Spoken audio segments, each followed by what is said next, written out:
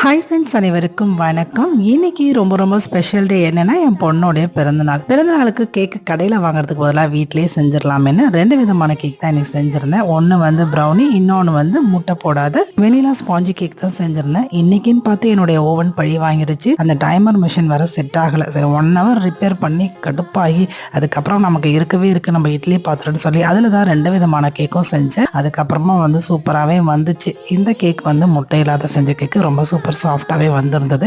அதுக்கப்புறம் மேலெல்லாம் டெக்கரேட் பண்ணி ஃப்ரீசர்ல எடுத்து வச்சுட்டேன். கேக் வெட்டும் போது எடுத்துக்கலாம் அப்படின்னு சொல்லி. அதே மாதிரி ப்ரௌனி கேக்கும் ரொம்பவே ஸ்பைசரா வந்துச்சு. நைட்டு டின்னருக்கு இட்லி சாம்பார், சட்னி, சப்பாத்தி, பன்னீர் பட்டர் மசாலா, குலோப் ஜாமுன், அதுக்கப்புறம் ஒயிட் பாஸ்தா செஞ்சிருந்தேன். ரொம்ப சூப்பரா வந்தது. இதுதான் நான் செஞ்ச கேக். எப்படி இருக்குன்னு கமெண்ட்ல சொல்லுங்க. மேல இருக்கிற ஜெம்ஸ் எல்லாம் வச்சு டெக்கரேட் பண்ணி அந்த ஹாப்பி பர்த்டே அந்த இது மட்டும் வாங்கிட்டு வந்து வச்சாச்சு. சூப்பரா பர்த்டே செலிப்ரேட் பண்ணோம். எல்லாரும் ஒண்ணா உட்காந்து சாப்பிட்டோம். செம்ம ஜாலியா போச்சு.